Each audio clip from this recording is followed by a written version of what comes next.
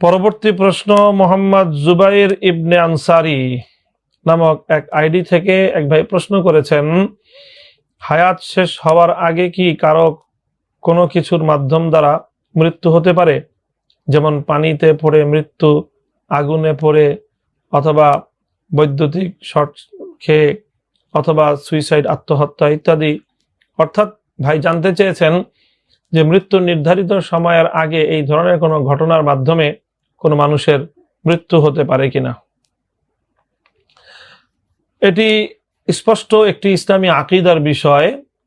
ইসলামী আকীদা মধ্যে যে সকল গুরুত্বপূর্ণ বিষয় আকীদা রাখতে হয় তার মধ্যে একটি হলো তাকদীর সম্পর্কে, ওয়াল কদরি খাইরিহি ওয়া শাররিহি মিনাল্লাহি তাআলা। তো সেই তাকদীরের মধ্যে এটিও একটি যে আল্লাহ পাক রব্বুল আলামিন প্রত্যেক ব্যক্তির জন্ম এবং মৃত্যু আল্লাহর পক্ষ থেকে পূর্ব নির্ধারিত রয়েছে। আল্লাহ পাক রব্বুল আলামিন প্রত্যেক ব্যক্তির জন্য যেই মুহূর্তে যার মৃত্যু নির্ধারণ করে রেখেছেন তার এক মুহূর্ত আগে অথবা নির্ধারিত মৃত্যুর সময়ের এক মুহূর্ত পরেও কোনো ব্যক্তির মৃত্যু হতে পারে না। কোরআনে পাকের অনেকগুলো আয়াতের মধ্যে কথা দ্ব্যর্থহীনভাবে ঘোষণা করা হয়েছে। সূরা ইউনূসের 49 নম্বর আয়াতে রয়েছে, কুল্লা আমলিকু লিনাফসি দাররান ওয়ালা নাফআন ইল্লা মা শা আল্লাহ লিকুল্লি উম্মাতিন আজাল ইযা জাআ আজালুহুম ফালা ইস্তাখিরুনা সাআতান ওয়ালা ইস্তাকদিমুন। হে নবী, আপনি বলুন যে আমি আমার নিজের লাভ ক্ষতিরও ক্ষমতা রাখি না এবং আল্লাহ পাকের ইচ্ছা ছাড়া কোনো কিছুই করার শক্তি আমার নেই। আর প্রত্যেক জাতির জন্য একটা সময় নির্ধারণ রয়েছে, তার মৃত্যুর সেই নির্ধারিত সময় যখন চলে আসবে তখন এক মুহূর্ত বিলম্ব হবে না এবং এক মুহূর্ত আগেও হবে না।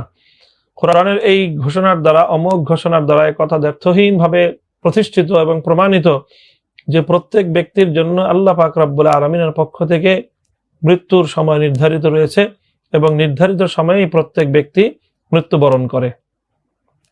তবে হ্যাঁ, যে সকল ঘটনাগুলো ঘটে, মৃত্যুর যে সকল আসবাব বা যে সকল উপলক্ষগুলো তৈরি হয় সেগুলো জাগতিক এবং মানুষের দৃষ্টিতে সেটি নতুন করে উপস্থাপিত, কিন্তু আদতে এবং বাস্তবে এগুলো কেবলমাত্র উপলক্ষ।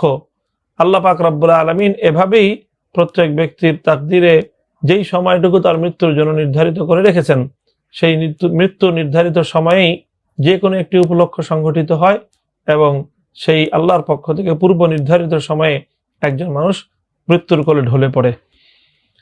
সুতরাং মৃত্যুর সময়ের আগে কোনো ব্যক্তি মৃত্যুবরণ করে না। প্রত্যেক ব্যক্তির জন্য নির্ধারিত মৃত্যুর সময়েই প্রতিটি মানুষ মৃত্যুবরণ করে। সুতরাং আমাদের বাংলা সাহিত্যে বা বাংলা ভাষায় একটি কথা প্রচলিত রয়েছে এবং সংবাদ ভাষ্যেও কথাটি প্রায়শই শোনা যায়, অকাল মৃত্যু। কোনো মানুষ অল্প বয়সে মারা গেলে তাকে বলা হয় অকাল মৃত্যু। ইসলামী শরিয়ার আলোকে, কোরআনের এই ঘোষণার আলোকে কোনো মানুষের অকাল মৃত্যু নেই, বরং প্রতিটি মৃত্যু তার নির্ধারিত সময়েই হয়ে থাকে। আল্লাহ পাক রব্বুল আলামিন কার জন্য কতটুকু হায়াত নির্ধারণ করে রেখেছেন এটি একমাত্র আলিমুল গায়ব আল্লাহই জানেন। সুতরাং যার জন্য হায়াত আল্লাহ পাক যতটুকু বরাদ্দ রেখেছেন, হায়াত শেষ হয়ে যাওয়া মাত্রই ওই ব্যক্তির মৃত্যু ঘটে, একটু আগেও হয় না এবং এক মুহূর্ত বিলম্বও হয় না।